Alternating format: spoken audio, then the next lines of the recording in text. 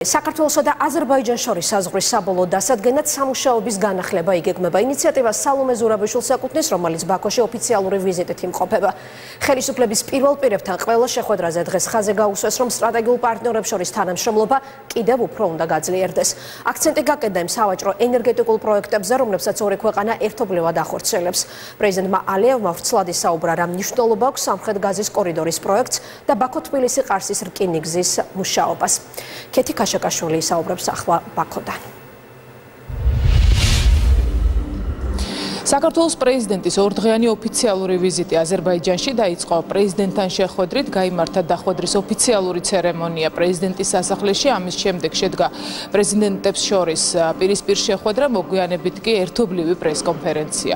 ერთობლივ პრესკონფერენციაზე ითქვა, რომ აუცილებელია ისეთი პროექტების და გეგმების განხორციელება, რომელიც ორი ქვეყნის პარტნიორულ ურთიერთობებს კიდევ უფრო გააღრმავებს. ილჰამ ალიევმა განსაკუთრებით გაუსვა ხაზი ენერგოსექტორსა და ტრანსპორტის სფეროში თანამშრომლობის აუცილებლობას და თქვა და ისაუბრა იმ პროექტებზე, რომლის განხორციელებაც სასურველია მოხდეს უახლოეს მომავალში. რაც შეეხება სალომე ზურაბიშვილს, გარდა ამ თემებისა, მან დღეს თქვა, რომ გადაწყვეტილება უკვე მიღებულია სახელმწიფო საზღვრის დელიმიტაციისა და დემარკაციის სახელმწიფო კომისიას, მიეცეს დავალება, რომ განაახლონ მუშაობა ერთობლივი საზღვრის დადგენაზე, როგორც სალომე ზურაბიშვილმა განაცხადა, ეს იქნება გამაერთიანებელი და არა გამიჯვნის საზღვარი. ევროკავშირის დახმარებით მუშაობთ იმაზე, რომ შავი ზღვა მიეცეს მთელი თავისი განშლა და შესაძლებლობები, რომ იქ ტრანსპორტი განვითარდეს რუმინეთის, ბულგარეთის და ქართული პორტების შორის.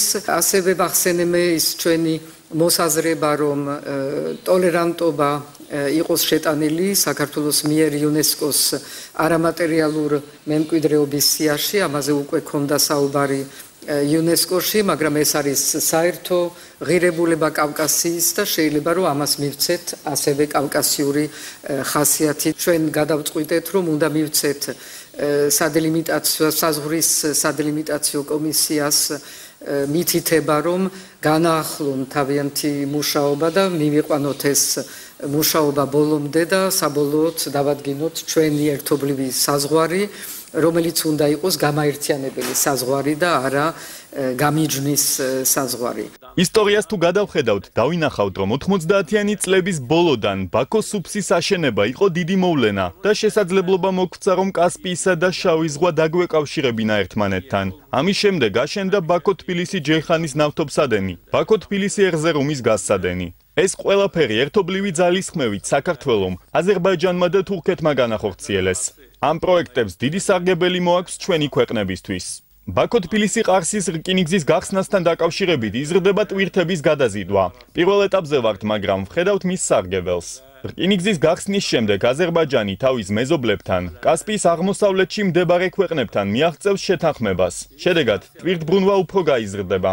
სრულდება სამხრეთ გაზის კორიდორის რეალიზება, მოხდა მისი ოფიციალური გახსნა. ეს ახალი დერეფანი კონტინენტების გაერთიანების შესაძლებლობას მოგცემს.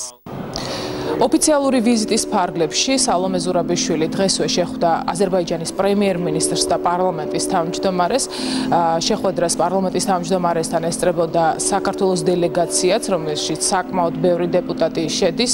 ესენი არიან აზერბაიჯანთან მეგობრობის ჯგუფის წევრები და ამ შეხვედრაზე საუბრის მთავარი თემა ბუნებრივია იყო საპარლამენტო ურთიერთობების გააღრმავება ორ ქვეყანას შორის. განხილული იყო საკითხები, რომელიც მომავალ პერსპექტივებს ეხება. ეს არის ტრანსპორტის საკითხები, ეკონომიკის, ენერგეტიკის მიმართულებით, ტურიზმი განსაკუთრებით, იმიტომ რომ აზერბაიჯანი და საქართველოს შეიძლება უცხოელი ტურისტებისთვის მოაზრებული იქნეს როგორც ერთ მარშრუტად. გარდა ამისა, პარლამენტის თავმჯდომარესთან საპარლამენტო დელეგაციების კავშირების ინტენსიფიკაციაზე იყო საუბარი. კიდევ და კიდევ უფრო მეტი ურთიერთობა გვჭირდება. ეს არის უპირობოდ აუცილებელი აზერბაიჯანთან. საქართველოს პრეზიდენტის ოფიციალური ვიზიტი აზერბაიჯანში ორდღიანია. ხვალ სალომე ზურაბიშვილი აზერბაიჯანის რამდენიმე მუნიციპალიტეტს, კახს, ზაქათალას და ბელაქანს ეწვევა და იქ მცხოვრებ ეთნიკურად ქართველ აზერბაიჯანის მოქალაქეებს შეხვდება.